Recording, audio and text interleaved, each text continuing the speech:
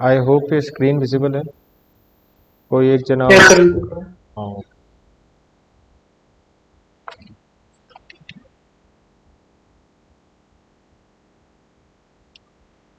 Okay, so जो आपकी third unit है, इसमें अपना जो फर्स्ट टॉपिक है that is with regards to drinking. Sorry, अपन आज फोर्थ यूनिट डिस्कस कर रहे हैं। तो फोर्थ यूनिट में domestic waste water, quantity, characteristics, then disposal in urban and rural areas, then sewer types, sewer design and hydraulic design. तो आपके ये मेरे को एक जना बता दो कि ये डोमेस्टिक वेस्ट वाटर का क्वांटिटी और कैरेक्टरिस्टिक्स वाला कंसेप्ट कवर किया है मैम ने? यस सर, कर दिया मैंने। क्या पढ़ाया उसमें? उसमें मतलब जितने भी अपन डोमेस्टिक यूज में लेते हैं वाटर, जैसे वॉशिंग हो गया और डिस्पोजल हो गया, तो उसमें क्या क्या हमारे पास कंपोनेंट्स होते हैं और उनको कैसे डील कर सकते हैं, उनसे कैसे डील कर सकते हैं। मैं दो वर्ड्स लिख रहा हूँ, इसमें डिफरेंस क्या होता है?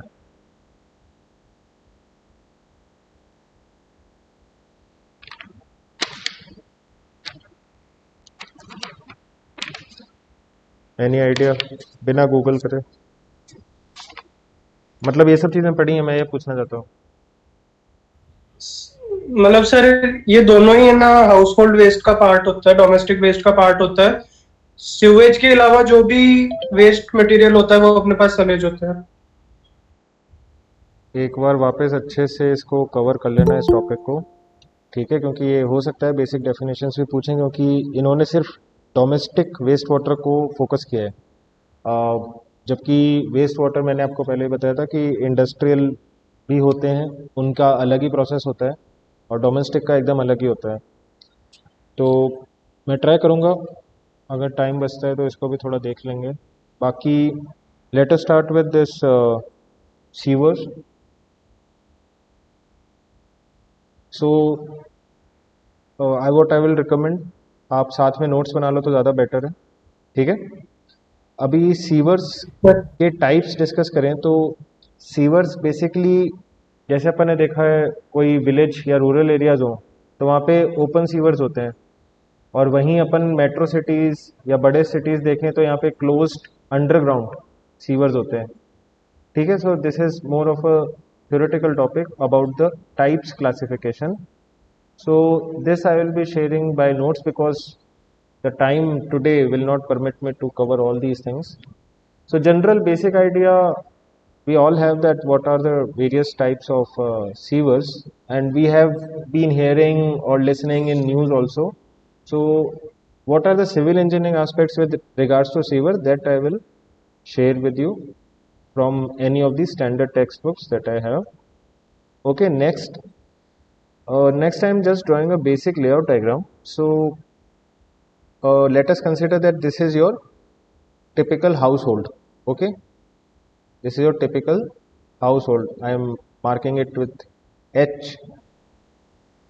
So as I have discussed about this water distribution system in the last class, मैंने एक डिस्कस किया था डेड एंड या ट्री सिस्टम। तो अगर उस सिटी में वो सिस्टम वाटर सप्लाई के लिए फॉलो हो रहा है तो मोस्टली देखा जाता है कि वही सिस्टम सीवेज कलेक्शन के लिए भी फॉलो होता है। So this is your typical household. So next let us consider there is a sewage line going outside your locality somewhere here. यहाँ पे जैसे और भी घर होंगे इधर उधर दूसरी जगहों पे, मैंने अभी एक ही हाउस होल्ड कंसिडर किया है। सो सीवर लाइन में एक चीज आपने नोटिस करी होगी कि at some standard particular distance there are openings which are covered by manhole. जैसे हिंदी में बताऊं तो जैसे जो नाले कह लो या गटर कह लो, तो इनके ढक्कन जो होते हैं उन्हें मैन होल्स कहते हैं, ओपनिंग को कवर करके रखते हैं। इनका पर्पस क्या है अपन वो भी डिस्कस करेंगे। इनकी जो ये डिस्टेंस होती है, दिस डिस्टेंस, ये कितने स्पेसिंग पे प्रोवाइड करने चाहिए एक पर्टिकुलर लाइन में। So this is as per the government manuals जो सीवर डिजाइन के हेलो। लिए। हाँ हेलो। सॉरी सर, डिस्टर्ब कर रहा हूँ बीच में। कुछ स्टूडेंट्स की रिक्वेस्ट पेंडिंग होगी, वो काफी देर से ट्राई कर रहे हैं ज्वाइन करने का। तो मैंने मैंने ऑटोमेटिक पे कर रखा है, मेरे वो नहीं है चक्कर। सर वो उनकी रिक्वेस्ट पेंडिंग थी, अभी देखिए सर इसके बारे में। आ गए मेरे ख्याल से थैंक यू बेचार। सर।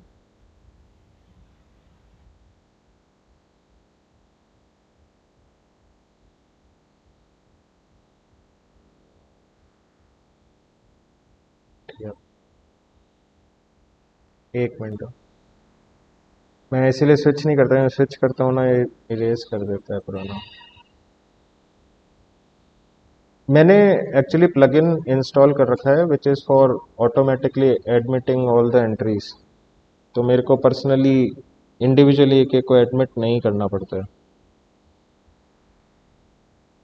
तो I hope this screen is visible. Yes sir.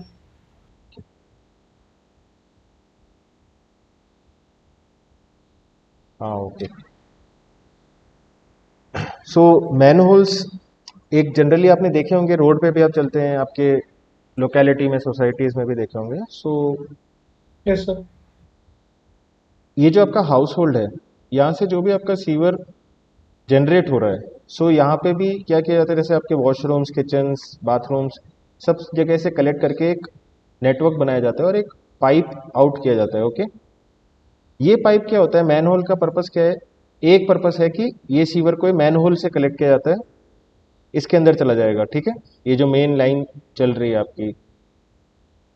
फिर हो सकता है ये लाइन आपकी मुड़ जाए, आप कहीं और आपको कनेक्शन लेना है, तो जो लाइंस मुड़ती हैं तो ये भी आपकी एक मैन होल से ही कनेक्शन चेंज होता है, या आपको एंगल देना है या ऐसा कुछ करना है, बाकी ये सीधा चलता रहेगा। इधर से भी कलेक्शंस आ रहे हैं, आपका आगे चलेगा। तो ये एक बेसिक लेआउट हो गया।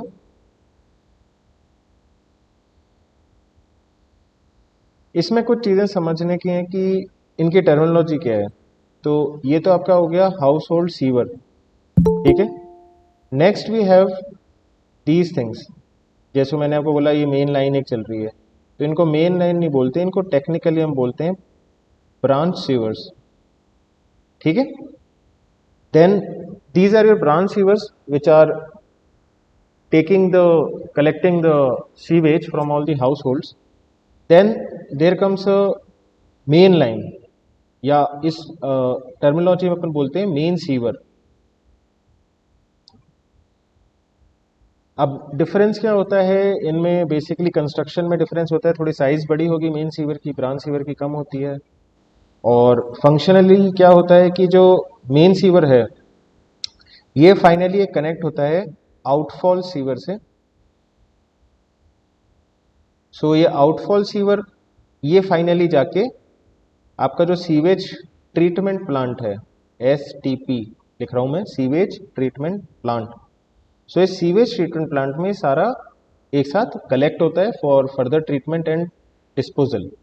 Okay, so that is about the basic layout when we start designing the sewers. Okay, I hope आपने बना लिया ये। Next we have to discuss something about man holes.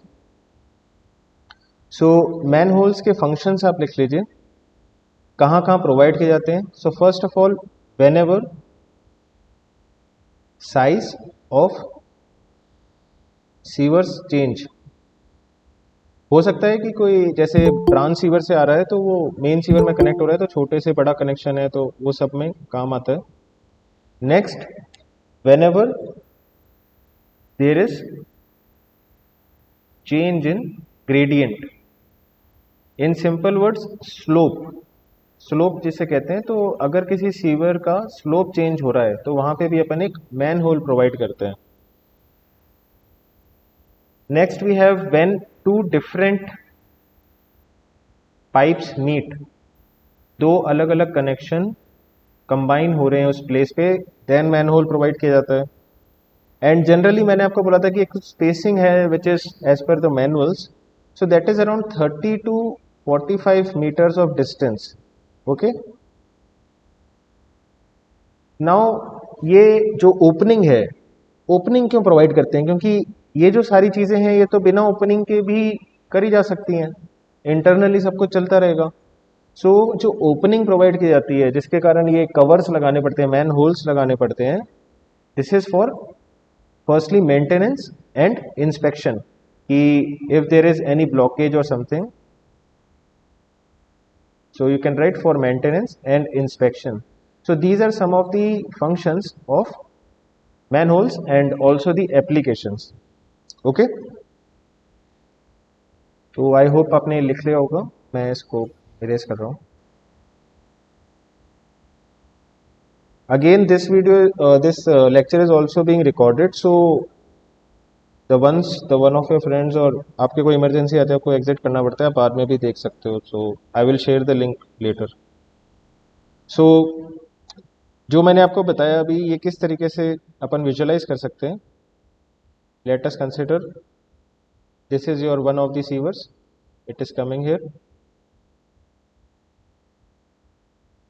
यहाँ पे क्या हो रहा है, सिंपली हो सकता है आपका एंगल चेंज हो रहा हो, एक कनेक्शन से दूसरा कनेक्शन जा रहा है। ओके, तो ये आपकी इनकमिंग सीवर कहलाएगी, ये आउटगोइंग सीवर कहलाएगी। और ये जो पूरा कंस्ट्रक्शन होता है, it is in form of a well type construction. So this is your manhole. Okay, another possibility is that there is a change in elevation और चेंज इन ग्रेडियंट और any of the things. So might be possible that one of the incoming sewer is like this and the outgoing sewer is at some different location. क्यों ऐसा करते हैं? It all depends upon the local specific conditions.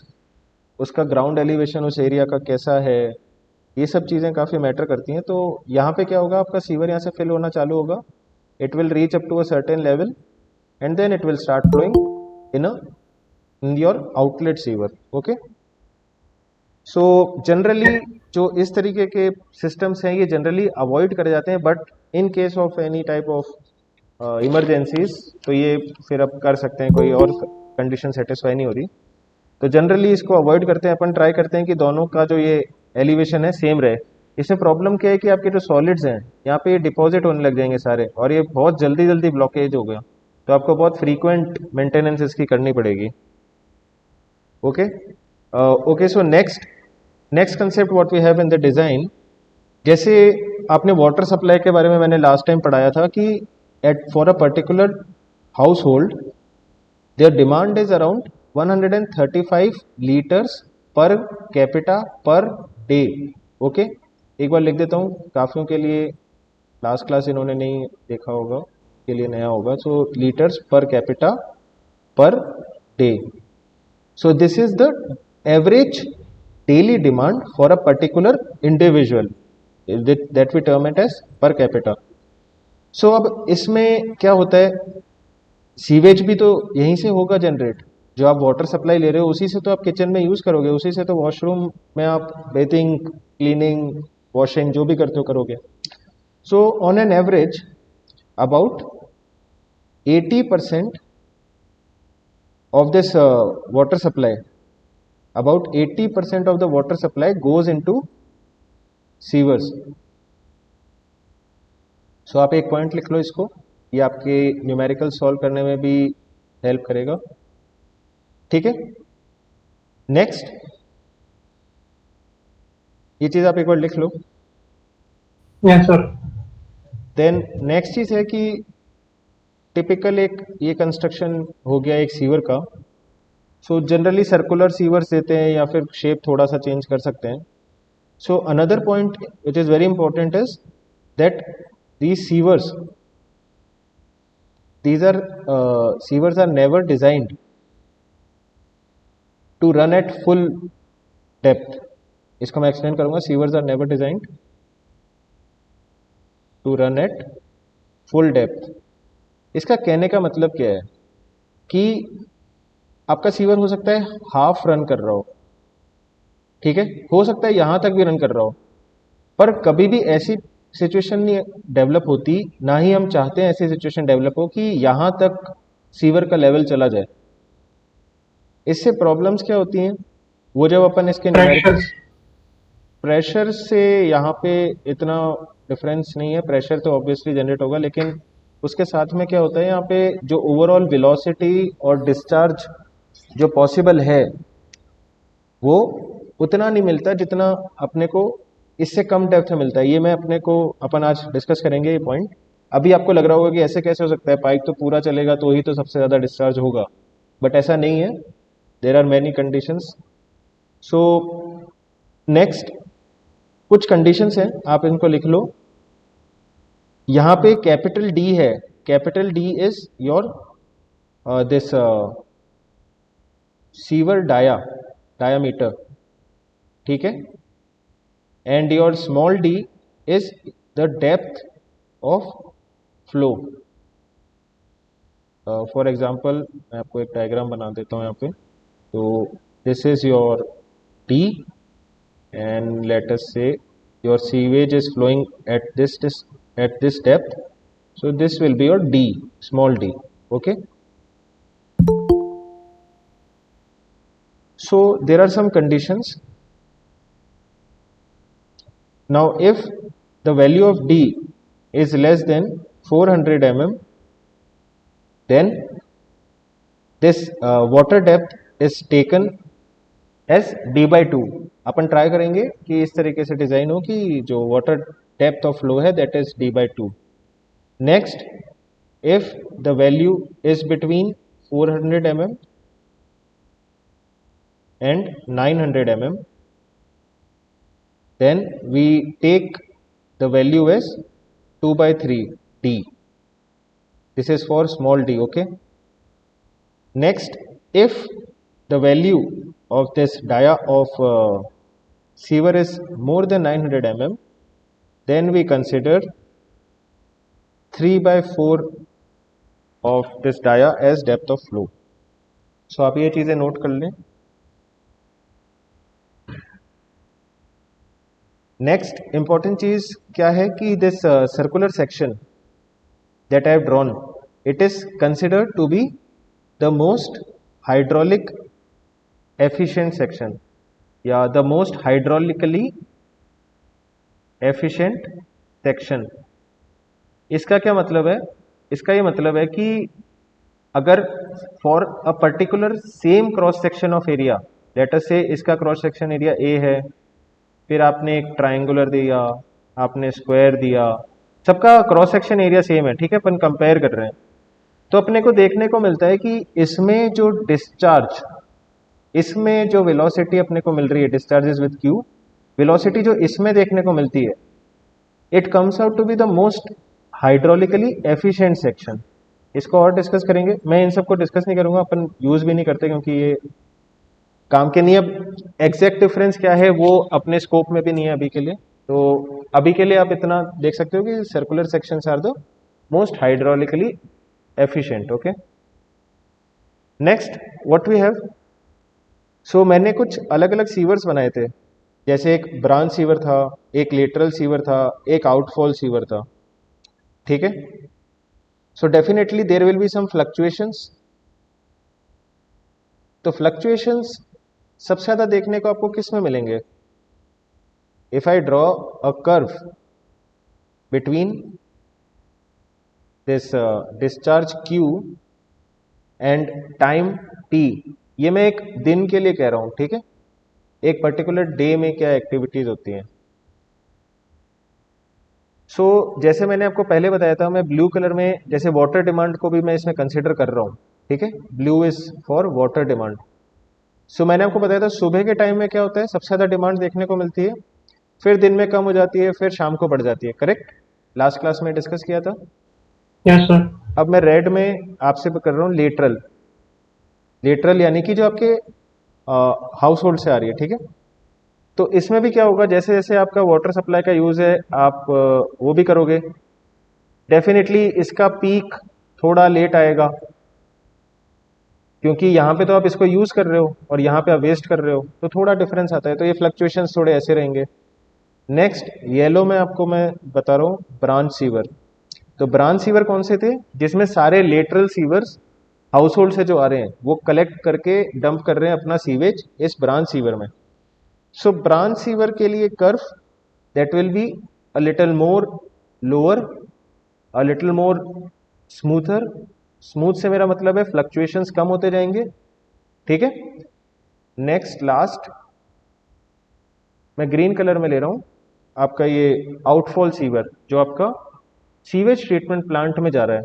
So that will be even creating a later peak and also it will be having a much more smoother curve. तो अपने को इससे फायदा क्या है ये पढ़ने से? अपन ने फ्लक्चुएशन से ये पढ़ा, समझ में आया कि जो अपनी फाइनली जो एसटीपी के अंदर जो आ रहा है, so that is at a particular specific value. ये चीज समझ रहे हो? यहाँ तो सब क्या हो रहा है, वेरिएशंस बहुत हो रहे हैं, बट आप अगर यहाँ के वेरिएशन देखो इसके आउटफॉल सीवर में, तो आउटफॉल सीवर में इतना वेरिएशन नहीं है।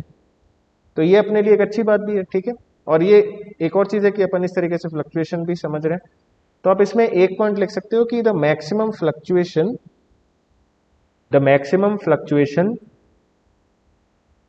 is in the lateral shear. The maximum fluctuation is in the lateral shear. The minimum one is in outfall shear. Okay, ये आपने बना लिया, इसको लिख लो। Yes sir. Let's move on to next thing. अब कुछ वैल्यूज अपन न्यूमेरिकल की तरफ बढ़ रहे हैं, तो कुछ क्वांटिटीज होती हैं, उनको अलग अलग टर्म दे रखा है। सबसे पहले तो इनको आप लिखते जाना साथ में, एवरेज डेली डिस्चार्ज। सो ये तो अपन सिंपली कैसे निकाल सकते हैं, जो भी आपका वाटर डिमांड है, वाटर सप्लाई जो भी चल रही है इधर लेटर से एक्स, तो आपको तो सिंपली 0.8 टाइम्स करना है, तो आपको एवरेज डेली डिस्चार्ज मिल जाएगा। ओके, ये 135 हो सकती है, 500, जो भी है, जो भी डेटा अवेलेबल है न्यूमेरिकल में। सेकेंड एक टर्म आती है maximum daily discharge. Okay, so this is twice of this average daily discharge. This is twice of your average daily discharge. Then the next one is maximum hourly discharge. So what is happening in this maximum hourly discharge? ये आपका है 1.5 times,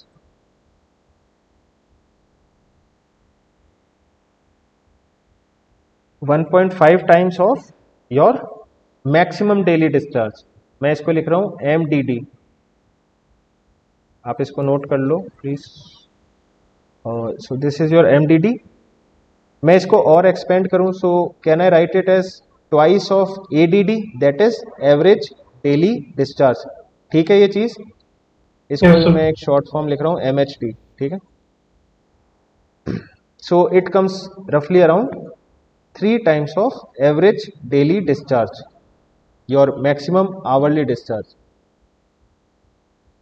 क्या significance है ये सब चीजों का अभी देखेंगे, आप ये सब लिखते रहो एक बार साथ में। Next we have this minimum daily discharge.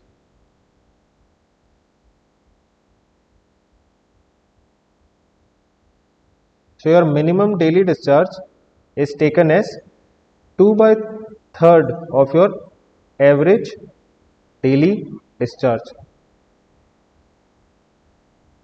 ठीक है, इसको भी लिख लो आप। नेक्स्ट आपका है, नेक्स्ट एक लास्ट टर्म है, ये है minimum hourly discharge. So this is half of this minimum daily discharge.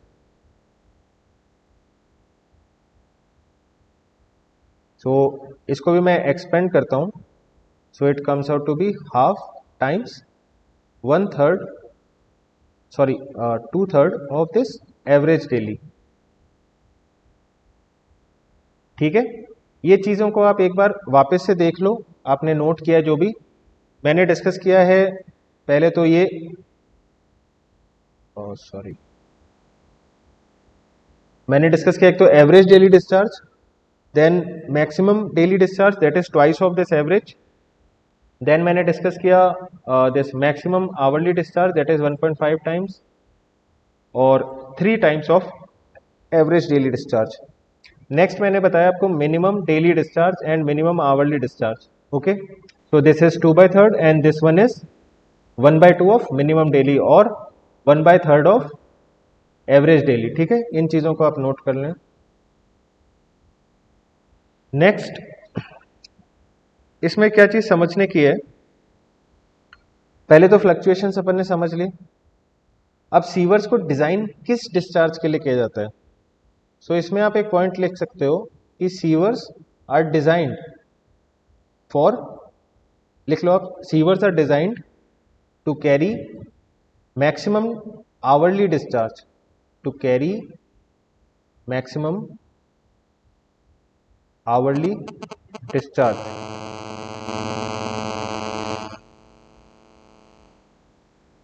ठीक है,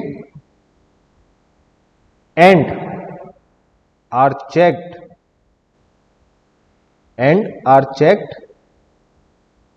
eight minimum hourly discharge. Okay, एक बार इस लाइन को लिख लो, फिर एक्सप्लेन करूंगा क्या मतलब है इससे, क्या फायदा है। पहले तो अपन ने, आपने लिख लिया होगा, sewers are design to carry maximum hourly discharge. तो इससे अपन जो, जैसे अपन ने फ्लक्चुएशंस वाला कर्व पढ़ा था, तो अपन ने देखा कि किसी आर में पीक आएगा, तो अपन ये नहीं चाहते कि जब भी पीक आए तो अपना सीवर सिस्टम फेल हो जाए। ठीक है, डिस्चार्ज ओवरफ्लो होने लगे तो आपके पूरे सिटी में सीवेज हो जाएगा। इसलिए अपन जब भी डिजाइन करते हैं, so it should be design to carry this maximum daily discharge. Next मैंने एक लाइन लिखी कि and it should also be checked for minimum hourly discharge. So why this? So let us take a particular, again a typical example of a sewer. So let us say यहाँ आपका sewage का flow हो रहा है ये, तो sewage का जब फ्लो हो रहा है तो ये जो इसका बेड है, ये वाला एरिया, ये वाला जो एरिया है, यहाँ पे दो प्रोसेस कंटिन्यूसली होते रहते हैं। पहले तो अपने को पता है सीवेज में ऑलरेडी अपना ये क्या कहते हैं, ऑलरेडी जो सस्पेंडेड पार्टिकल्स हैं, ऑर्गेनिक वेस्ट है, ये सब चीज़ें बहुत ज़्यादा होती हैं, बहुत हाई क्वांटिटी में होती हैं। तो ये सस्पेंडेड पार्टिकल्स ट्राई करते रहते हैं सिल्टिंग, यानी कि सेडिमेंट करने की नीचे, और स्कोरिंग का मतलब ये पार्टिकल्स ऊपर की तरफ उठते रहते हैं। ये क्यों ऊपर की तरफ उठते रहते हैं? क्योंकि यहाँ पे इसमें फ्लो वेलोसिटी है इस सीवेज में। ये चीज समझ रहे हो आप सब? अब मिनिमम आवरली डिस्चार्ज के लिए क्यों डिजाइन करते हैं? मिनिमम आवरली डिस्चार्ज के लिए इसलिए डिजाइन करते हैं कि यहाँ पे ये जो सिल्टिंग है ये ज्यादा ना होने लगे, मिनिमम वेलोसिटी बनी रहे। मिनिमम वेलोसिटी बनी रहेगी तो स्कोरिंग जितनी चाहिए उतनी होती रहे, नहीं तो आपका सीवेज ब्लॉक होने लगेगा। तो ये जो मिनिमम वेलोसिटी का जिसका मैं नाम बोल रहा हूं, तो this is defined as self cleaning velocity. So आप इसको इसी के कंटिन्यूशन में लिख लो, यहां पे कंटिन्यूशन में लिख लो कि for development of self cleaning velocity. ठीक है, ये चीज आपने लिख ली है, तो आगे बढ़ते हैं अपन। आप इसका कंसेप्ट समझ गए, सेल्फ क्लीनिंग वेलोसिटी क्यों प्रोवाइड की जा रही है? ताकि सिल्टिंग ज्यादा ना हो और स्कोरिंग होती रहे मिनिमम जितनी अपने को रिक्वायर्ड है। नेक्स्ट, जनरली अपने जो सीवेज सिस्टम होता है, तो इसमें अराउंड 1 mm के इनऑर्गेनिक पार्टिकल्स होते हैं। 1 mm के इनऑर्गेनिक पार्टिकल जनरली बता रहा हूं, और आपके 5 mm के हो सकते हैं कि ऑर्गेनिक पार्टिकल्स भी हो। ठीक है, तो इस पर्टिकुलर केस के लिए अपन सेल्फ क्लीनिंग वेलोसिटी को लेते हैं अराउंड 0.45 मीटर्स पर सेकेंड। इसको आप लिख लो, that self cleaning velocity for this 1 mm inorganic particle and 5 mm organic particles is taken around 0.45 meters per second. ठीक है, now this self cleaning velocity को चेक कैसे करेंगे कि वाकई में इतनी मेंटेन हो रही है या नहीं हो रही है? सो इसके लिए आप एक स्टेटमेंट लिखो, यहाँ पे मैं डिक्टेट कर रहा हूँ। So this self cleaning velocity आप पूरा लिखना, बाद में समझने में दिक्कत हो सकती है, मैं शॉर्ट फॉर्म्स यूज कर रहा हूँ। Self cleaning velocity of 0.45 meters per second will be ensured for minimum hourly discharge. Okay, how? If the sievers are designed for the design flow conditions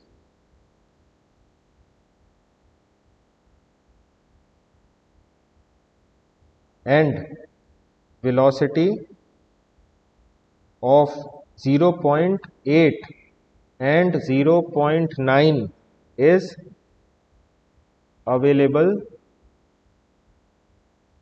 at the design depth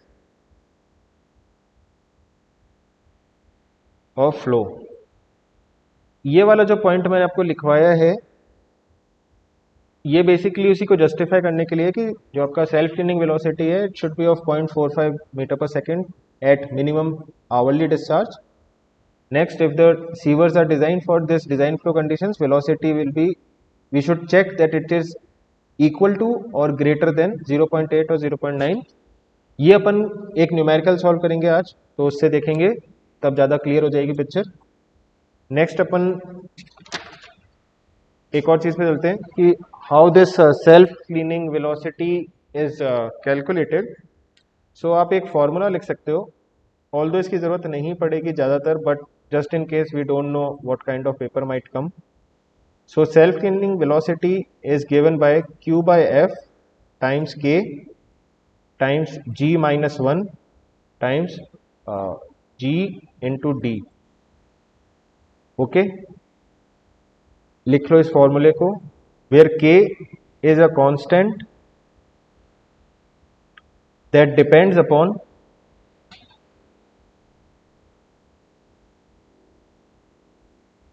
type of solids in sewage।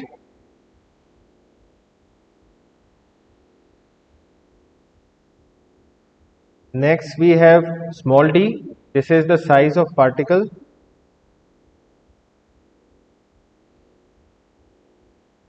ठीक है, तो small d is your size of particle.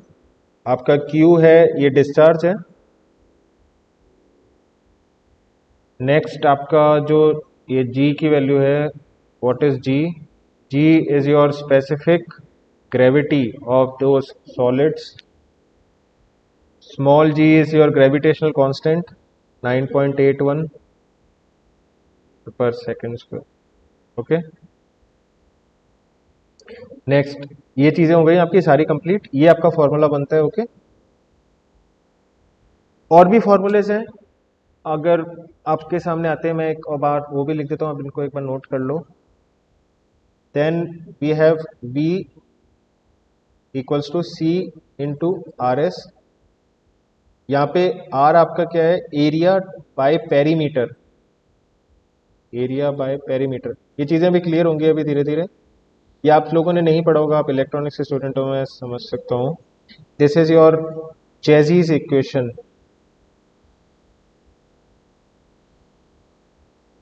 Okay, ये आपकी चेजीज equation है। ये C आपका एक constant है, ये गिवन होगा। R is your this area by perimeter ratio and S is your slope.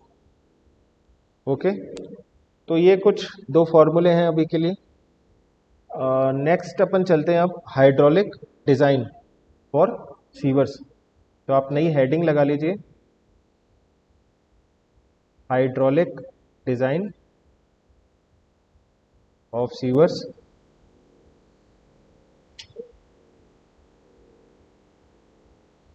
सो इसमें बेसिकली क्या पढ़ना है अपने को कि कैसे अपन कंप्यूटेशन करते हैं, कैसे कैलकुलेशंस करनी है, वो चीज देखेंगे अभी।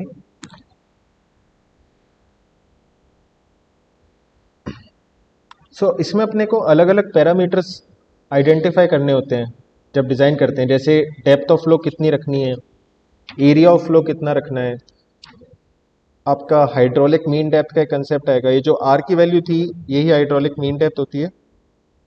फिर फ्लो की वेलोसिटी कितनी रखनी है, तो ये सारी चीज़ें अपने को फाइंड आउट करनी होती हैं और उसके हिसाब से डिज़ाइन होता है। ठीक है, अब मैं एक यहाँ पे डायग्राम बना रहा हूँ, आप भी बना लो साथ में। This is your typical sewer, ये आपका इसका सेंटर पार्ट है। Short circuit system. क्या बोल रहे हो? This is the depth at which the sewer is flowing.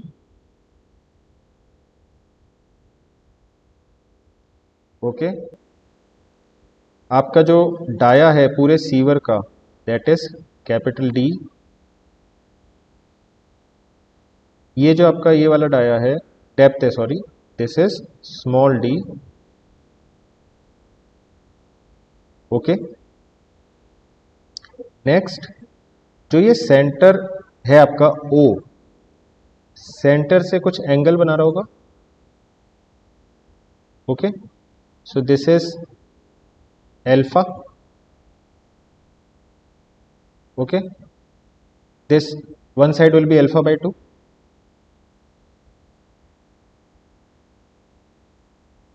Next अपन कुछ नेमिंग भी कर लेते हैं पॉइंट्स की।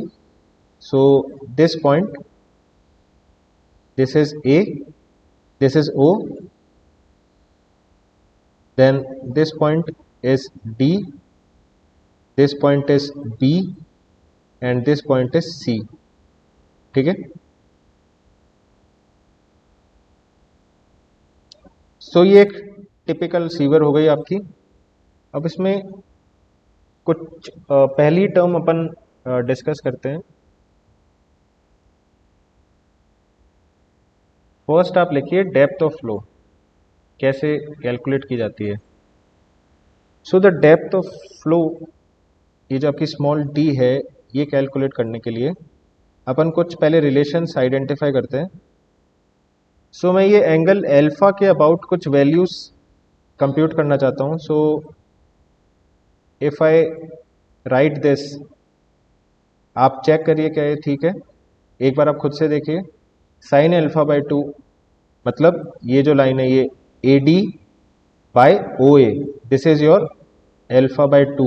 ओके, ठीक है। ये next we have cos alpha by 2, so this is nothing but OD by this OA, this is your hypotenuse and this is your base for this particular thing।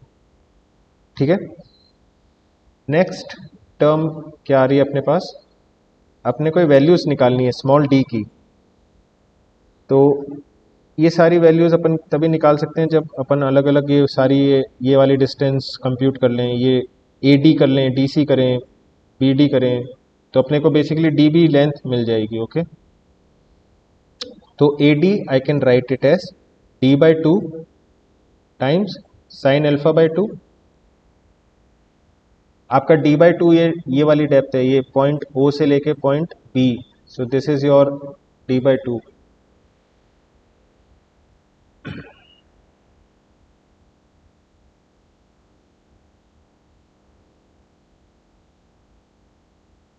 आपकी OC length, ये भी radius है, that is also D by 2। Okay, next term है OD, ये वाली line OD,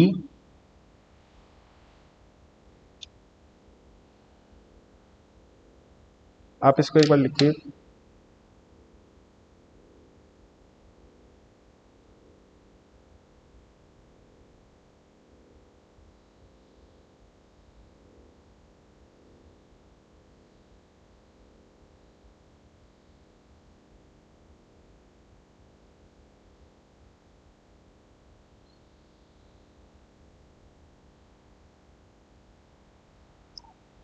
अरे next आपका क्या है OD, OD is D by 2 times cos alpha by 2। Okay, आपने नोट कर लिया, इतनी चीजें नोट कर ली आपने? Yes sir. ठीक है,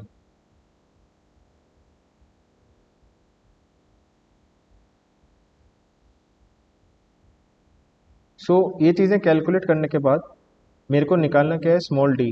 तो मैं स्मॉल डी को O B minus O D लिख सकता हूँ, ठीक है।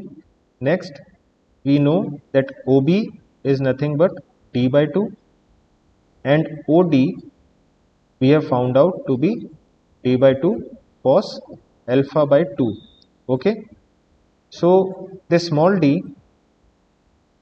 it comes out to be d by 2 minus d by 2 cos alpha by 2. Okay, so इसको अगर मैं और सिंप्लीफाई करूं तो d small d by capital D is nothing but 1 minus cos alpha by 2 bye 2, ठीक है। तो ये डेप्थ ऑफ फ्लो के लिए ये चीज़ें निकल कर आती हैं। आपको एंगल दे रखा होगा, आपको डेप्थ दे रखी होगी, ठीक है। जो आपको कैपिटल डी लेनी है आप उसके हिसाब से डेप्थ ऑफ फ्लो निकाल सकते हो, या फिर आप ये रेशियो जो भी आप रखना चाहते हो डिज़ाइन करते वक्त ये रेशियो रख के आप एल्फा की वैल्यू निकाल सकते हो। जैसे भी क्वेश्चन आता है अपन वो सॉल्व कर सकते हैं, ठीक है। अब थोड़ा आगे बढ़ते हैं इससे। नेक्स्ट आप टर्म लगाइए एरिया ऑफ फ्लो। इसमें कोई डाउट है तो आप पूछ लो यार, कोई चीज़ समझ नहीं आई हो। बहुत सिंपल ट्रिग्नोमेट्रिक फंक्शंस यूज़ किए हैं, बस सिंपल ज्योमेट्री यूज़ करके। एनीवन, किसी को कोई डाउट है तो आप पूछ सकते हो इसमें, क्योंकि यही बेस बनेगा बाकी सारी कैलकुलेशंस का।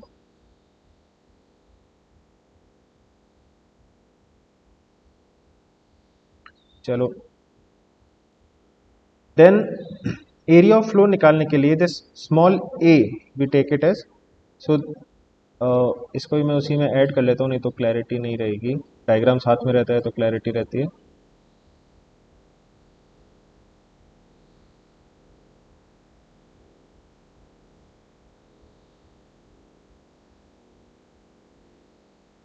सो एरिया ऑफ फ्लो, आप यहाँ हेडिंग लगा लीजिए area of flow. So small a is for this water depth. So what will be this area? This area will be area of A, B, C, D. ये जो भी figure बन रहा है आपका, ये बनता है आपका ABCD एरिया। ओके, इसको और सिंप्लीफाई करूं तो क्या मैं इसको ऐसे लिख सकता हूं, area of O, A, B, C minus area of OAC, OAC। Okay, ठीक है, मैंने बस बेसिक सब्ट्रैक्शन किया है यहाँ पे। नाउ एक चीज़ आप देखिए कि अगर in case if the value of alpha we take it as 360 degree, मतलब कि फुल फ्लो चल रहा है, तो एरिया कितना निकल कर आएगा? Area will be pi D square by 4। Okay, next, if alpha is 1 degree, then your small a will come out to be pi d square by 4 into 360। okay, ठीक है भाई। so here Yeah. this area of O A B C, it comes out to be pi d square 4 by 360 into alpha. ठीक है, चीज note कर लो इसको please जल्दी।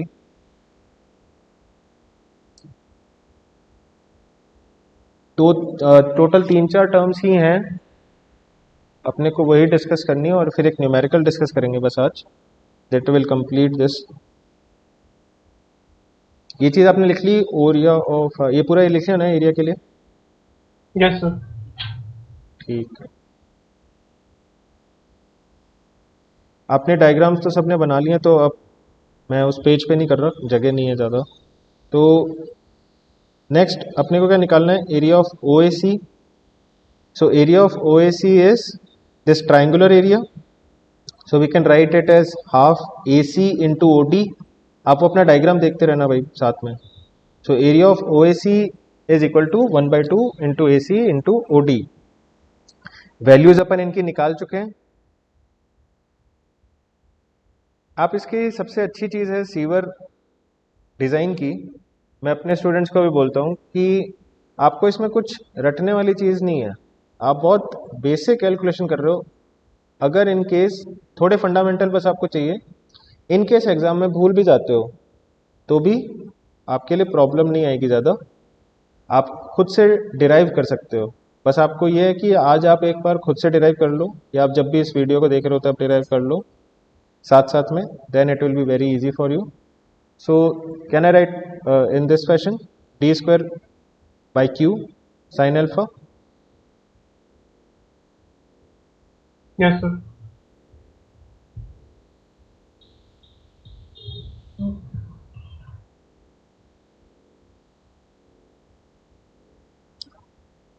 This I can also write it as, ये क्यों नहीं आएगा यहाँ पे? सर 8 है।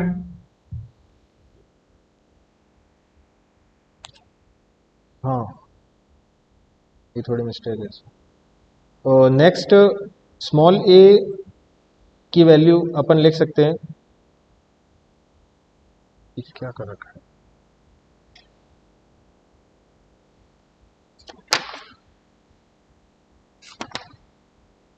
A times alpha by 360 minus A times sine alpha by 2 pi.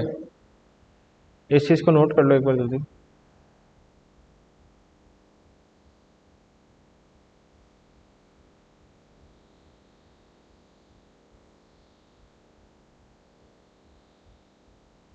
So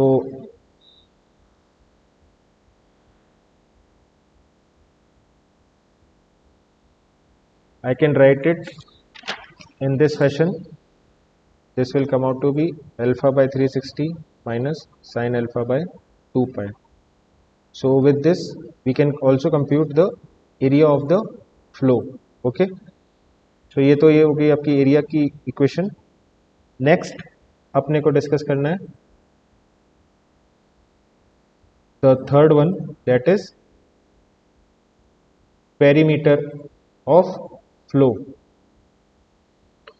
So perimeter से क्या मतलब है?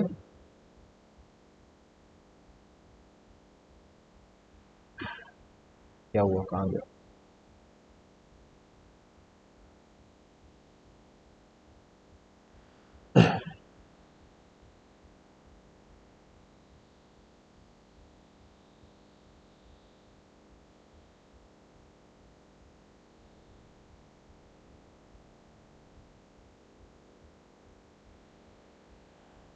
छोड़ो से, हाँ।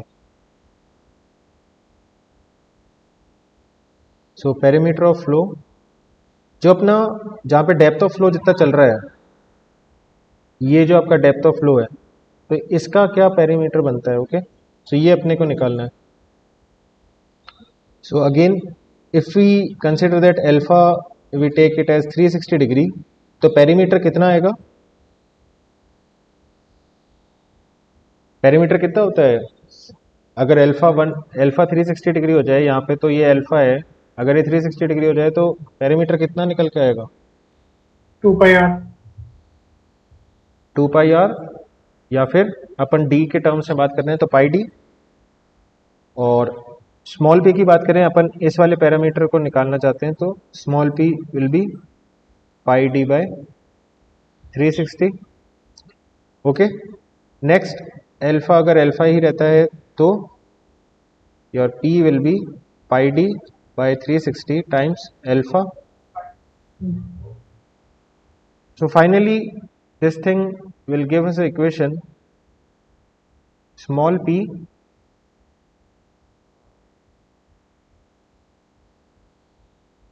your small p by capital P will be alpha by 360 degree।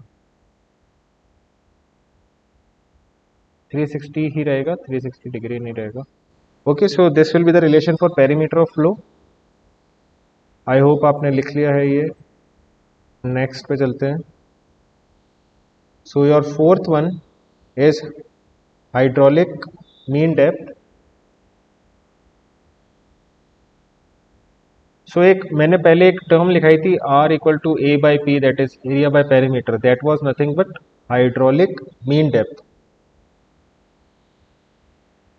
अभी इसकी थोड़ा पीछे में नहीं जाना चाहता क्योंकि इसके लिए काफ़ी टाइम लग जाएगा, तो अभी के लिए आप हाइड्रोलिक मीन डेप्थ कैसे निकालते हैं वो देख लेते हैं अपन। So this is area by perimeter and for the whole sewer it will be capital A by capital P। so अपन ने वैल्यूज सारी निकाल चुके हैं, तो अपन directly R by capital R का रेशियो निकाल सकते हैं। That will be A by A capital B by small p। Okay, so that will come out to be upon solving it will be alpha by 360 minus sin alpha by 2 pi। Next यहाँ पे रहेगा आपका 2 bye 360। Okay, जब हमने लिख लिया इसको तो आगे चलते हैं।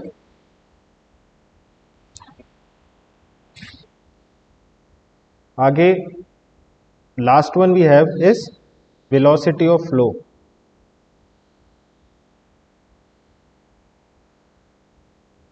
सो वेलोसिटी ऑफ फ्लो, एक तो मैंने आपको चेज़ीज इक्वेशन लिखाई थी और एक और फॉर्मूला लिखाया था।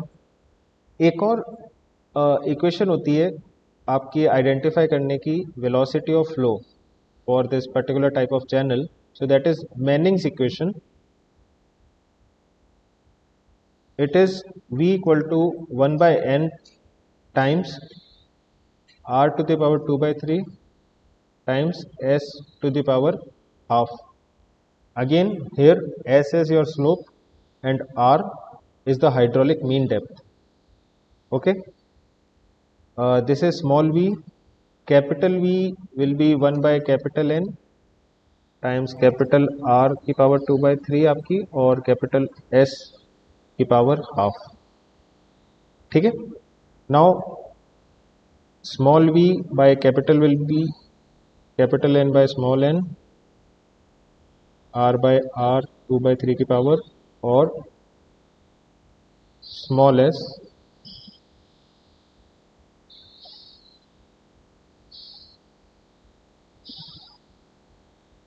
Power half. अब इस केस में आप देखिए कि जो s की वैल्यू है, मैंने कहा s is your slope. So slope तो सेम ही रहना है, आप क्या सीवर फुल चले या सीवर हाफ चले या सीवर ना चले, तो this s is actually equal to small s। Okay, so ये टर्म आपकी 1 हो जाएगी। आगे बढ़ते हैं। So we can write it as small v by capital V is alpha by 360 minus sin alpha by 2 pi 2 by 3 and denominator में आपका आएगा alpha by 360। ओके, तो ये आपकी वेलोसिटी ऑफ फ्लो के लिए इक्वेशन आ जाती है। नेक्स्ट एक और होता है आपका, फाइनली जब आपने वेलोसिटी निकाल लिए तो रेट ऑफ फ्लो निकालना इतना डिफिकल्ट नहीं है। Rate of flow is nothing but your discharge. So small q is given by area into velocity. ये आपको सबको पता है। जैसे फॉर पर्टिकुलर सर्कुलर सेक्शन जैसे मैं लेता हूँ, इसमें कोई जैसे वाटर फ्लो हो रहा है at a velocity vf and इसका जो क्रॉस सेक्शन एरिया है a, तो मेरे को डिस्चार्ज निकालना हो या रेट ऑफ फ्लो निकालना हो तो मैं उसको डिनोट करता हूँ कैपिटल Q से, that is area into this vf। Okay, so इस तरीके से अपन डिस्चार्ज निकालते हैं। एंड डिस्चार्ज जैसे ये इसकी यूनिट क्या होती है, मीटर स्क्वायर, इसकी होती है मीटर पर सेकंड, आपकी डिस्चार्ज की यूनिट हो जाती है मीटर क्यूब पर सेकंड। ठीक है, ये मेरे को लगा शायद कुछ जनों को नहीं पता हो क्योंकि इस बैकग्राउंड नहीं है आपका। Next capital Q will be capital A into capital V। तो अब इसके बीच में भी अपन रेशियो निकाल लें तो अपने लिए काम आसान हो जाएगा। So what we need to do, small q by capital Q will be what, small a by capital A times small v by capital V। So this we can write as alpha by 360 degree minus sine alpha by 2 पाई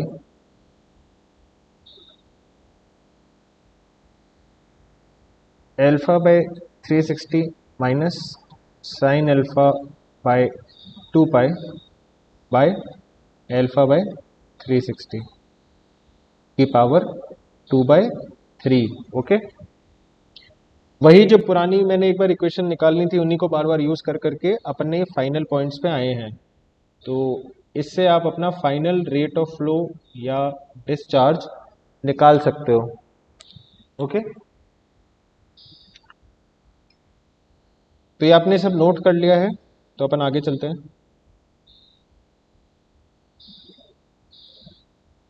सबने note कर लिया? Anyone?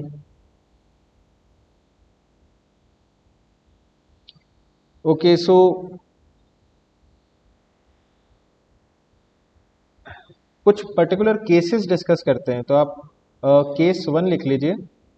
In the case when if n is your constant. n के बारे में मैंने आपको बताया नहीं था जब वेलोसिटी ऑफ फ्लो डिस्कस कर रहे थे। n is your Manning's constant.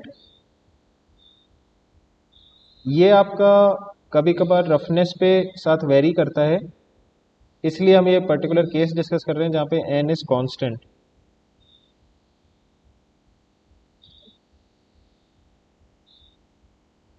And your d by d you have taken as 1/2, so alpha comes out to be 180 degree and your इसको यूज करके फिर आपका a बाय कैपिटल A का ratio निकालेंगे, so that will be also half।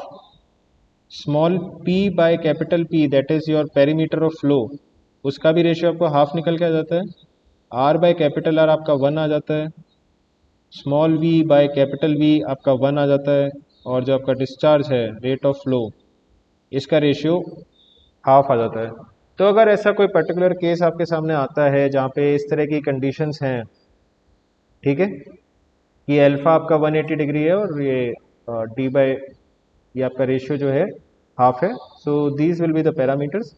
याद करने की जरूरत नहीं है, फॉर्मूले में पुट करोगे तो भी ठीक है। बट अगर जैसे ये थोड़ा ओपन इलेक्टिव का सब्जेक्ट है, आप सिविल इंजीनियरिंग बैकग्राउंड के नहीं हो, तो हो सकता है थोड़ा सिंप्लीफाइड क्वेश्चन भी एग्जामिनर पुटअप कर सकता है, तो आपके लिए थोड़ा इजी रहे जिससे सॉल्व करने में। चलिए ठीक है, आगे बढ़ते हैं। नेक्स्ट केस आप लीजिए। तो next thing is to find depth,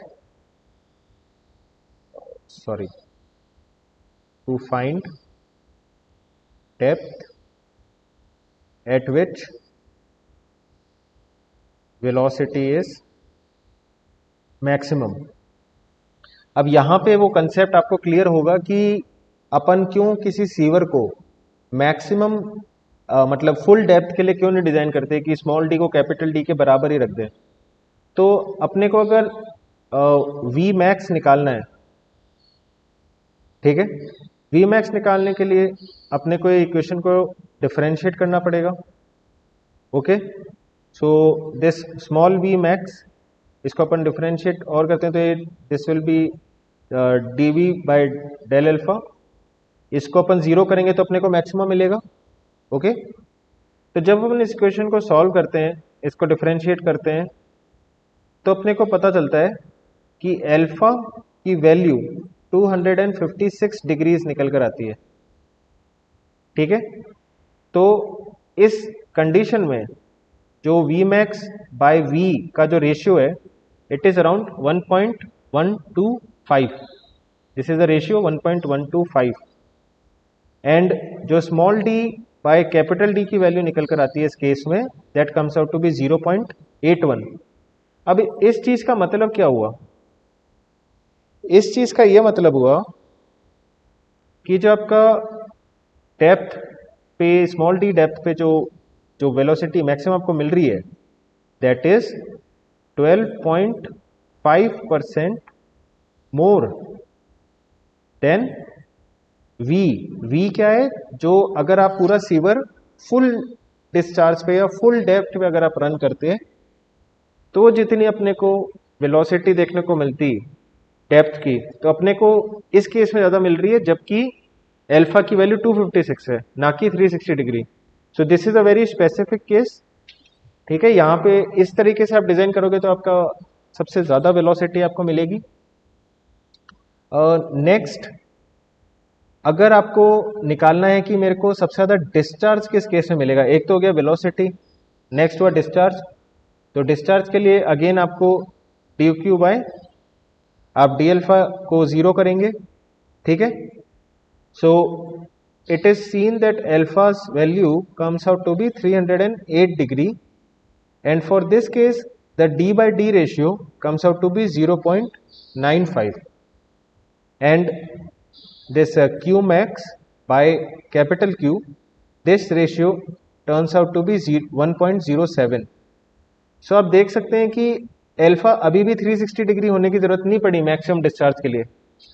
this is a case of this sewer design. Okay, तो यहाँ पे अपने को क्या सीखने को मिला कि Q max is 7% more than Q। ठीक है,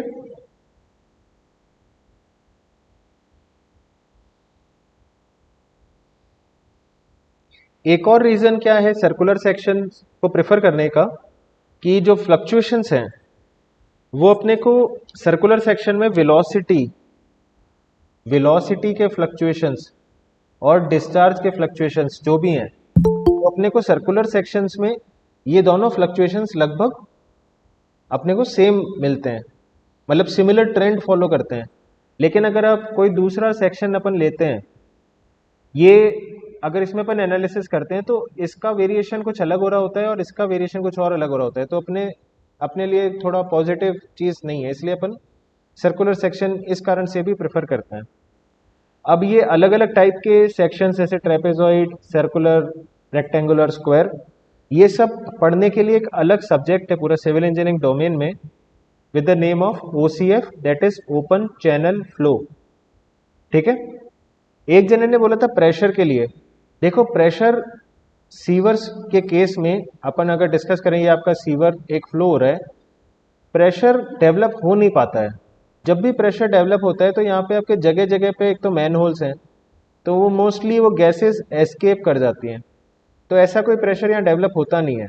अगर फुल फ्लो हो भी जाता है, यहाँ तक फ्लो हो भी रहा है, तो भी वो पास होता रहेगा, एक्सीड कर जाता है तो वो रोड के ऊपर आ जाएगा, ओवरफ्लो करने लगेगा सीवर आपका। जैसे कभी कभार ब्लॉकेज हो जाता है यहाँ पे, जैसे ब्लॉकेज हो गया तो आपका ये वाले सीवर वाला पॉइंट ये ओपन हो जाएगा, ओवरफ्लो होने लगेगा यहाँ से सीवर। ओके, सो ये सारे कुछ पैरामीटर्स हैं जो अपने को सीखने चाहिए with respect to this design of sewer and hydraulic design of sewer. अब मैं एक क्वेश्चन आपके साथ सॉल्व करूंगा जो most probably it might come. ठीक है, थ्योरी पार्ट में आपका इतना ही था। नेक्स्ट एक और टाइप ऑफ सीवर होते हैं जो कि सिविल इंजीनियरिंग में काफ़ी फॉलो होते हैं। मैं एक ब्रीफ आपको लुकआउट दे रहा हूँ, उसके बाद अपन सीधे न्यूमेरिकल ही सॉल्व करेंगे। सो एग शेप्ड सीवर, अंडे की शेप का सीवर। ओके, एक तो हो गया आपका ये सर्कुलर, एग शेप्ड आपका कुछ इस तरीके से हो जाता है। ठीक है, तो इसमें कुछ एडवांटेजेस हैं। पहले तो एडवांटेजेस हैं, अभी तक अपन जो सीवर डिजाइन कर रहे थे, ये सीवर किसके लिए था? जो डोमेस्टिक वेस्ट आ रहा है। ठीक है, करेक्ट, मैंने इसी को आपको कंसिडर किया था। मैंने बोला था भाई 0.8 times of your water supply, तो इसको मैंने यहां पे डाल दिया था। ये काय के लिए बनाया? क्योंकि ये इसलिए बनाने की जरूरत पड़ी आज, क्योंकि सिर्फ ये वाला डिस्चार्ज ही नहीं होता है सीवर में। आपके जब रेनफॉल होती है सिटी में, तो this becomes a additional burden. तो ये वाला इसमें अगर आपको अकम्पनी करना है तो it becomes very difficult. That is the reason we prefer egg shape sewer. तो यहां पे क्या होता है, अपने को मोस्ट एफिशिएंट सिस्टम के लिए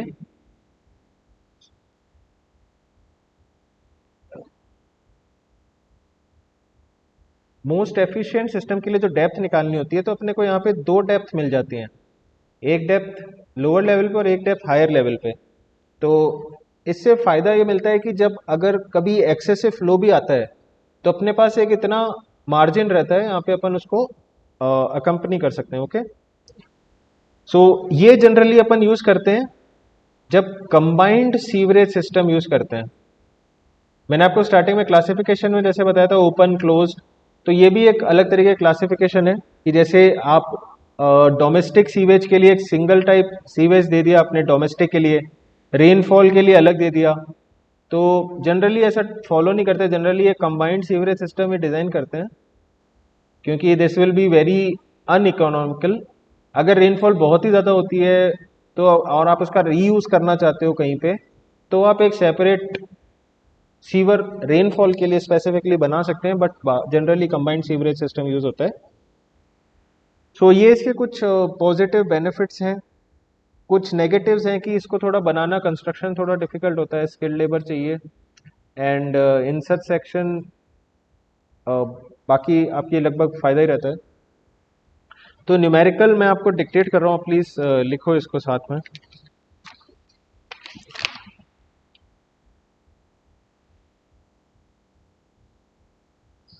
Please write down this question. Design a sewer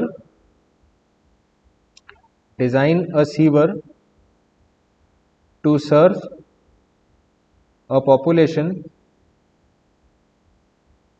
Design a sewer to serve the population of 36,000 having daily water supply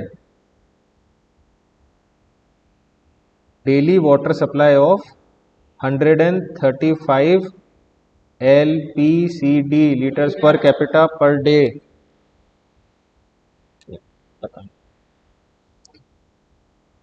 of which 80% goes into sewer। ठीक है, slope of sewer is given as 1/625 and sewer is designed to carry 4 times the average discharge।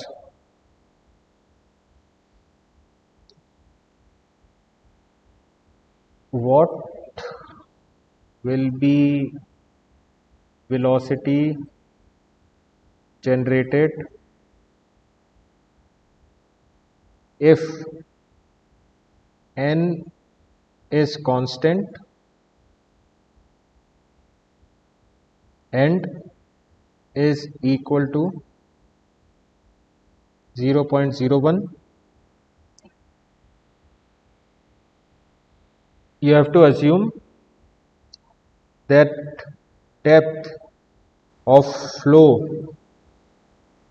as 3/4 of full depth। ठीक है, अब आप इस question को दोबारा पढ़िए और एक बार खुद से अटेम्प्ट करिए इसको सॉल्व करने का। मैं जो की डेटा है उसको एक बार और हाईलाइट कर रहा हूं।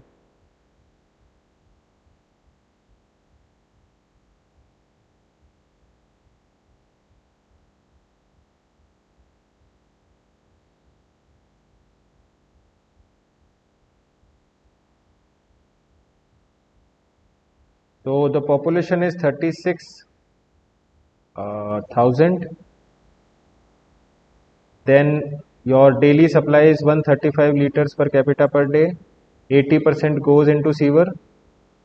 Slope is given as 1/625.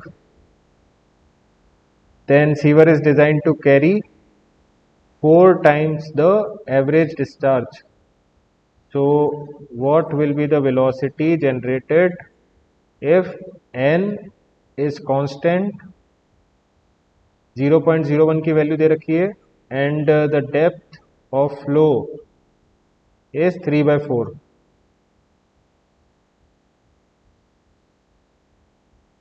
तो ये सारे की डेटाज हैं।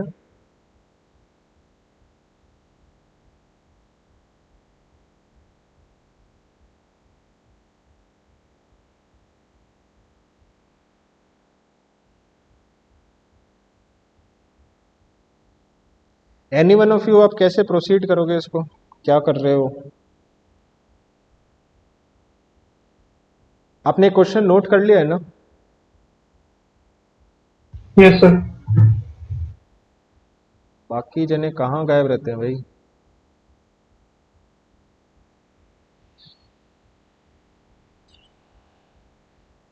ये क्या है, तुम्हारे इलेक्ट्रॉनिक्स ब्रांच में ऐसा चलता है क्या कि भाई सिर्फ क्लास रिप्रेजेंटेटिव ही आंसर करेगा, वही सब कुछ करेगा, हम बस चुपचाप देखते रहेंगे?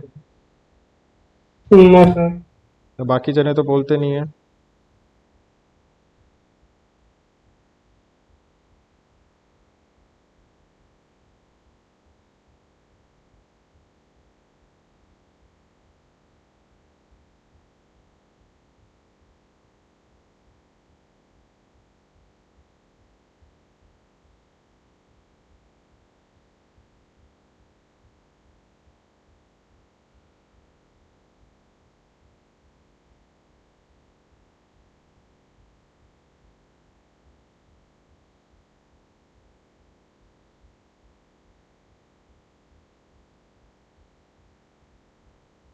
चलो आप कर रहे हो प्रोसीड,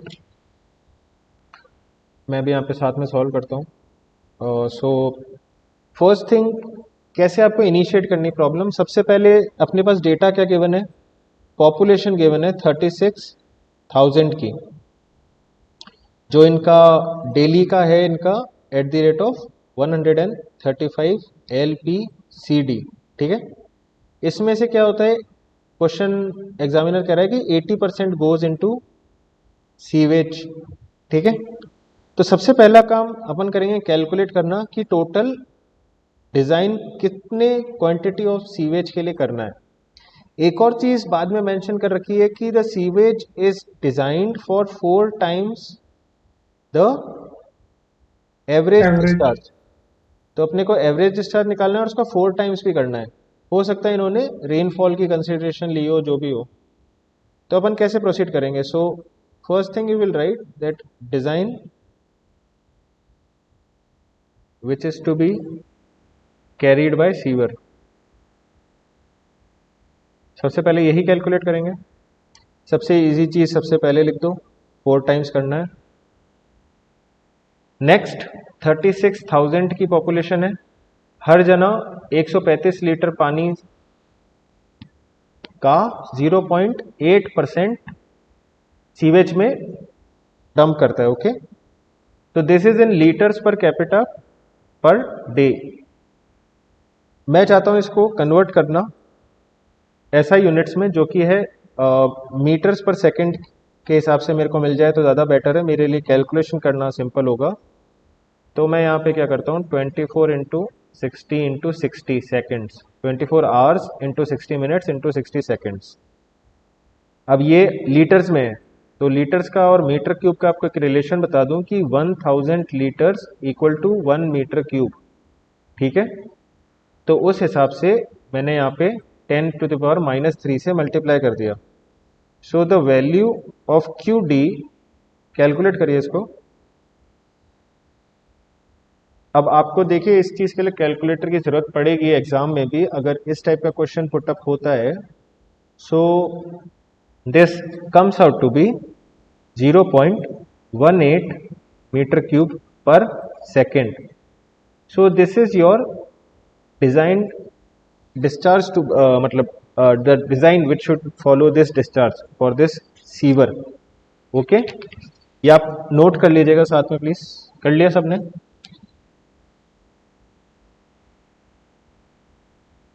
नोट कर लिया भाई? चलो यस सर, कर ली। नेक्स्ट अपने को निकालना है डेप्थ ऑफ फ्लो। तो अपन क्या करेंगे, कितनी वैल्यू दे रखी है? पहले तो 3/4 का रेशियो दे रखा है अपने को क्वेश्चन में ही, तो अपन इसको पुट कर देंगे डायरेक्टली। और अपने पास जो डिराइव किया था अपन ने तो कुछ इस तरीके से डिराइव किया था डी बाई डी का रेशियो। तो इससे क्या हुआ, एल्फा निकल जाएगा अपना, आप कैलकुलेट करिएगा इसको, एल्फा आपका निकल के आएगा 240 degrees. Okay, so with this if I draw a particular shape of this sewer, so it comes out that ये जो एंगल है मैं यहाँ से कैलकुलेट करूँ तो it is somewhat like this. Okay, this is your 240 degrees and जो आपका फ्लो फ्लो जो डेप्थ है that is this much. So ये आपका पूरा सीवेज से भरा हुआ है sewer. Okay, this D by D is given as 3/4। सो ऐसे वैल्यूज आपको मैंशनड होती हैं, और अगर आप जैसे मैंने आपको स्टार्टिंग में कुछ कंडीशंस बताई थी उस हिसाब से भी ले सकते हैं। ठीक है, नेक्स्ट स्टेप ना डिस्चार्ज के लिए अपने को निकालना है। सो Q बाई Q का अपन रिलेशन लेंगे which is alpha by 360 minus sine alpha by 2 pi times alpha by 360 minus sine alpha by 2 pi to the power 2/3 divided by alpha by 360। ये जो अपन ने डिराइव की थी अभी इक्वेशंस अपन उसी से कर रहे हैं। यहाँ पे आप पुट करेंगे एल्फा की वैल्यू है 240 degrees. Okay, so your Q by Q will come out to be 0.9। ये रेशियो अपने को निकल कर आया। अब अपन ने Q कितना निकाला था, Q निकाला था 0.18, याद है, अभी निकाला जस्ट पहले। तो इससे अपन फाइनल वैल्यू निकाल सकते हैं for this small q as sorry this comes out to B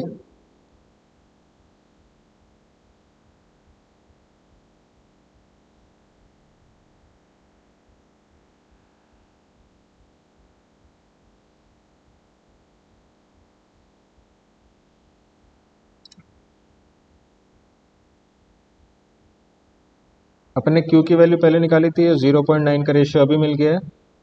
so this is 0.18 by 0.9। So Q comes out to be 0.062 metre cubes per second. ठीक है, ये आपने लिख लिया, तो आगे चलते हैं। नेक्स्ट, ये तो आगे आपका डिस्चार्ज। नेक्स्ट अपने को कैपिटल डी की वैल्यू निकालनी है कि डेप्थ कितनी रखें, इसका डाया वगैरह कितना रखें। ठीक है, तो अपन उस केस में क्या करेंगे, डिस्चार्ज की जो इक्वेशन अपन ने सीखी थी एरिया इंटू वेलोसिटी, इसको लगाएंगे। डिस्चार्ज आपका आ गया 0.2, एरिया क्रॉस सेक्शन का होगा पाई डी स्क्वायर बाय 4, वेलोसिटी की इक्वेशन है 1/n टाइम्स डी बाय 4, ये आर की वैल्यू है area by perimeter. Okay, S की पावर 1/2। तो ये सारी वैल्यूज अपने को पता है, अपन इसमें पुटअप करते हैं। अपने को निकालनी क्या है, डी की वैल्यू। सो एन की वैल्यू कितनी दे रखी है, 0.01, डी निकालना है। एंड स्लोप अपने को दे रखा है 1/625। तो अपन इसको यूज करके डी की वैल्यू निकाल सकते हैं। आप कैलकुलेट कर लीजिएगा, वैल्यू निकल कर आएगी अराउंड 0.5 मीटर्स। ओके,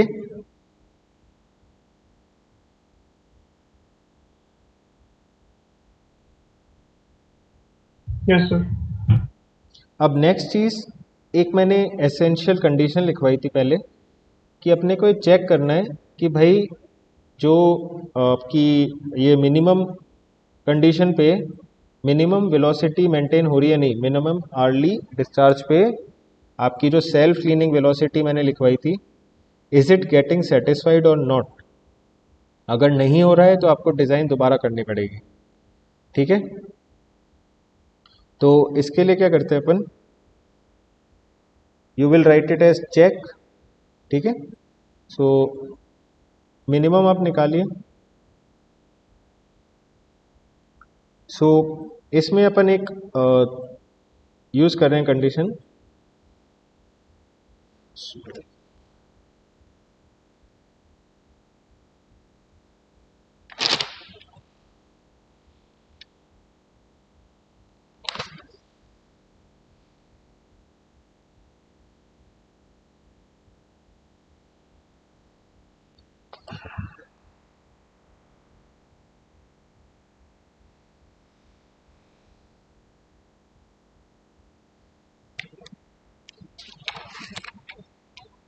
आपको जो मैंने पहले इक्वेशंस लिखवाई थी उससे आप कंप्यूट करिए कि मिनिमम आवरली डिस्चार्ज कितना निकल कर आएगा।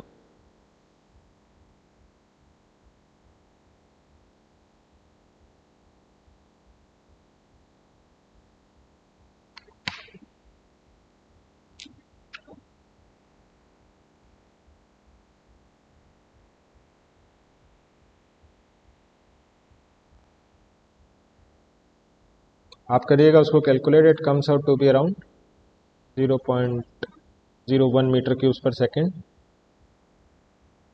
यहाँ पे अपन बात कर रहे हैं लेटरल्स के बारे में। हो सकता है आपको अगर चेक करने की ज़रूरत भी ना पड़े, वहाँ पे लिखा हो कि या तो लिखा हो कि चेक अलग से करना है तो करिएगा, नहीं तो अवॉइड कर सकते हैं, कोई ऐसी बड़ी बात नहीं है। क्योंकि इसके लिए आपको ये डेटा देना पड़ेगा उनको कि लेटरल्स के अंदर जो डिस्चार्ज है फ्लक्चुएशन उसका कैसा हो रहा है। तो इतना कॉम्प्लेक्स आपके लिए शायद क्वेश्चन करेंगे नहीं, मैं जस्ट एक अगर आपको ऐसा कुछ सिचुएशन में आते हैं आप, तो मैं वो एक बार डिस्कस करना चाहता हूँ। तो यहाँ पे अपन अगेन वही इक्वेशन लगा सकते हैं। So this ratio comes out to be 0.01 by 0.2 which is 0.05। अब ये अपने पास रेशियो आ गया तो अपन को जो इक्वेशन पता है अपन उसमें लगा सकते हैं। सो 0.05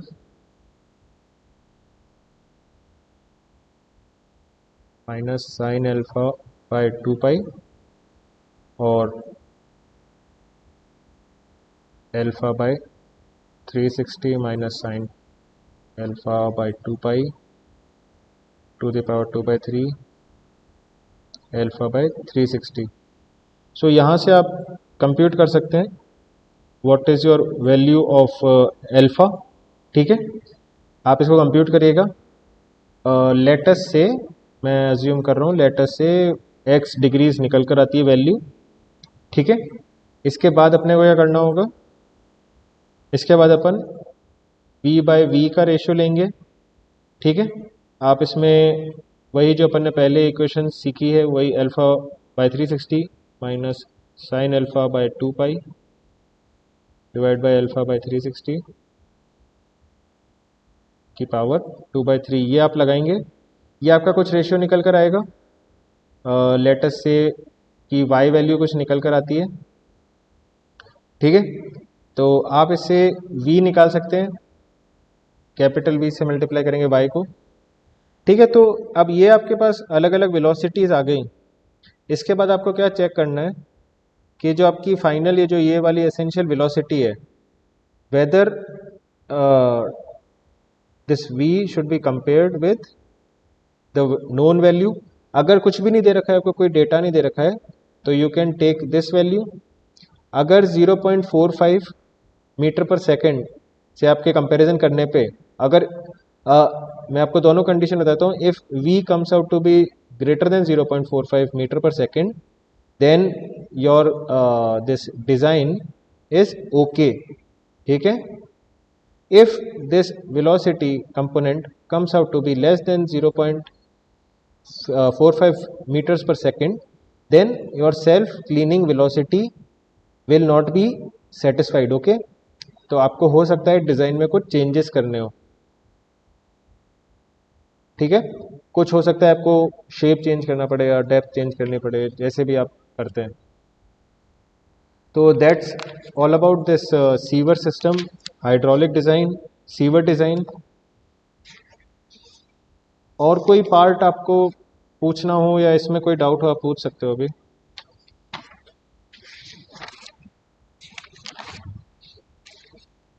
एनीथिंग एल्स, किसी को कोई चीज़ पूछनी है तो।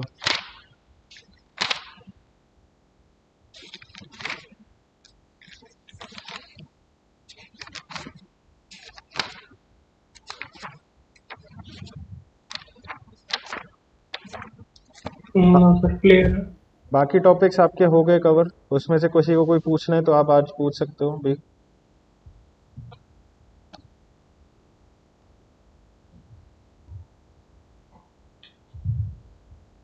सिलेबस देख सकते हो अपना, देख लो, कुछ पूछना है तो पूछ लो। मेरा व्हाट्सएप नंबर मैंने शेयर करा है आपको, बाद में भी अगर कभी डाउट वाउट आता है तो पूछ लेना, ऐसा कोई इशू नहीं है।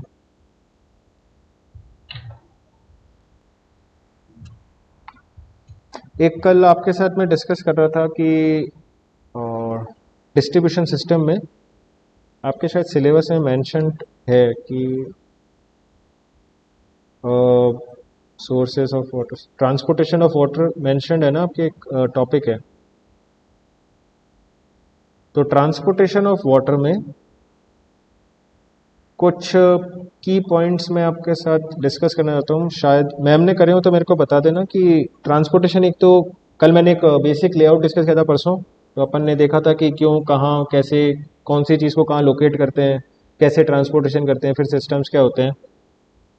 एक दूसरा एस्पेक्ट है, मैंने बोला था कि अलग अलग टाइप के पाइप्स अलग अलग जगह यूज़ होते हैं, ये मैम ने यस डिस्कस किया है क्या?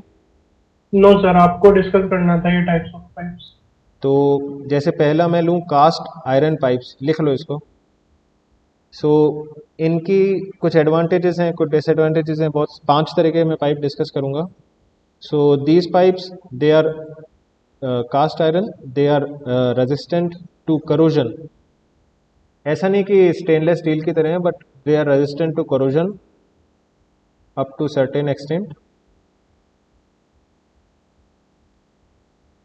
नेक्स्ट, ड्यूरेबिलिटी काफ़ी हाई रहती है इनकी, so they are durable and they also have a very long life. Compressive load ज़्यादा ले सकते हैं ये,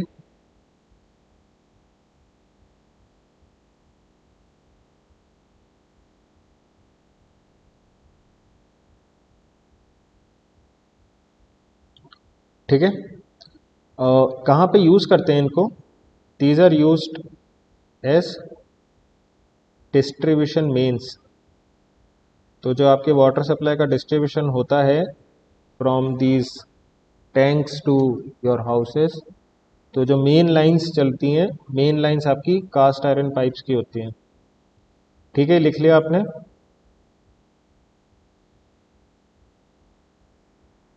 यस सर, लिख लिया। देन आपका सेकंड है स्टील पाइप्स। चलो मैं इसका भी आपको फोटो लेके भेज दूंगा, मत लिखो, क्यों फालतू की मेहनत कर रहे हो। देन स्टील पाइप्स में क्या खासियत है, मैं बस अब सुन लो, आराम से डिस्कस कर लो। दीज पाइप्स, इनकी कैपेसिटी क्या होती है कि ये भी हाई प्रेशर्स ले सकते हैं, ठीक है। फिर क्या होता है, हैवी कंप्रेसिव लोड को बियर कर सकते हैं ये। कंप्रेसिव लोड, आप टेंसाइल लोड समझते हो डिफरेंस? Yes sir. अगर ये कोई बॉक्स है या कोई भी ऑब्जेक्ट है, अगर इसमें लोड इस तरीके से लग रहा है तो ये कंप्रेसिव लोड है, और वहीं अगर ये बॉक्स है और लेटर से लोडिंग कुछ इस तरीके से है, so this is your tensile condition, this is your compressive condition. तो कंप्रेसिव कंडीशन पाइप्स के केस में कब होगी कि जब वो अंडरग्राउंड पाइप चल रहे हैं, उसके ऊपर से हो सकता है रोड के नीचे से जा रहे हो, गाड़ियाँ चलती हैं, अर्थन लोड आता है, मिट्टी भरी है, बिल्डिंग्स हैं, तो इस तरीके से उन पे भी कंप्रेसिव लोड्स क्रिएट होते हैं। देन इनकी क्या खासियत है, these are light in weight, ठीक है। सो जो भी लाइट वेट होगा उसकी सबसे बड़ी बेनिफिट होगा कि they are easy to transport. बाकी अपने को ज़्यादा मतलब नहीं है लाइट वेट हो या हैवी, ट्रांसपोर्टेशन ईजी हो जाता है तो कॉस्ट कम हो जाती है। अब इनको यूज़ कहाँ करते हैं, यूज्ड एज पंपिंग मेंस, जहाँ पंपिंग की जाती है सोर्स इनटेक से लेके आपके WTP तक, वाटर ट्रीटमेंट प्लांट तक, और उसके बाद में जैसे आपके जो ये जो आपके पानी की टंकियां होती हैं सिटी में जगह जगह, तो यहाँ पे भी यूज़ करते हैं स्टील के पाइप्स। ठीक है, नेक्स्ट है अपने पास GI पाइप्स और गैल्वेनाइज्ड आयरन पाइप्स। ठीक है, इनकी खासियत क्या है, they can resist acids, alkalis, तो इनका कोई असर नहीं पड़ता इन पे। हाई टेम्परेचर्स भी बेयर कर सकते हैं ये। ठीक है, तो इनको जनरली अपन जैसे थर्मल प्लांट वाले एरियाज हो गए या फिर कोई केमिकल इंडस्ट्रीज हो गई, तो उस जगह गैल्वेनाइज्ड आयरन पाइप्स यूज़ करते हैं। घर में आप यूज़ करते हैं तो जैसे जो आपके जैसे आजकल सोलर हीटर्स का कंसेप्ट है, उसके बाद में गीजर्स आपके सेंट्रली गीजर्ड हैं जैसे होटल्स में होता है, तो वहाँ पे भी आप GI पाइप्स यूज़ कर सकते हैं। Next fourth is your RCC pipes. RCC जो आप concrete reinforced cement concrete, this is RCC pipes. So these are also resistant to corrosion नहीं लगता। कंक्रीट है, जो स्टील होता है इसके अंदर उसमें थोड़ा बहुत लग सकता है। इनकी खासियत है कि ये बहुत हैवी कंप्रेसिबल लोड ले सकते हैं। ठीक है, उसके बाद में हैवी प्रेशर्स ले सकते हैं, हैवी कंप्रेसिबल लोड ले सकते हैं। इनकी ड्यूरेबिलिटी ज़्यादा नहीं होती है, अगर टेंसाइल लोड इन पे लग जाता है ना तो ये ज़्यादा ड्यूरेबल नहीं होते हैं। तो रॉ वाटर सप्लाई में डायरेक्टली RCC पाइप्स यूज़ नहीं करते, बट कुछ जगह यूज़ करते हैं जहाँ पे ये सारे प्रेशर्स की ज़्यादा इशू नहीं होता है, तो वहाँ पे अपन यूज़ कर सकते हैं इनको भी। जनरली सीवेज में RCC पाइप्स यूज़ करते हैं, सीवर डिज़ाइंस में। देन आपका last one is your asbestos pipes. So these pipes are again resistant to corrosion. Then they are light in weight. They are highly flexible. So they do not require any joints. Joints की ज़रूरत नहीं होती है। जैसे pipe आपका कोई ये चल रहा है, यहाँ आपको ज्वाइन करना है, तो यहाँ पे आपको एक सेक्शन देना पड़ता है, L सेक्शन या कई जगह T सेक्शन, तो यहाँ पे जॉइंट्स नहीं देना पड़ता। They are flexible, you can just directly you can play with them. So these are some of the types of pipes. कुछ और टॉपिक्स भी हैं आपके, जैसे कि introduction to domestic waste water treatment, तो ये सब चीज़ें मैम ने कवर कर ली होंगी I hope. Okay, so that's all. आपके कोई डाउट है तो आप पूछ सकते हो, else will end today's session.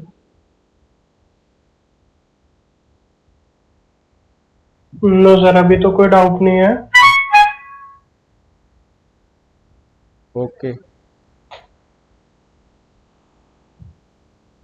Sir, attendance ले लेना, स्क्रीनशॉट भेज देना उस दिन की तरह, या मैम को ही भेज देना डायरेक्ट। ओके,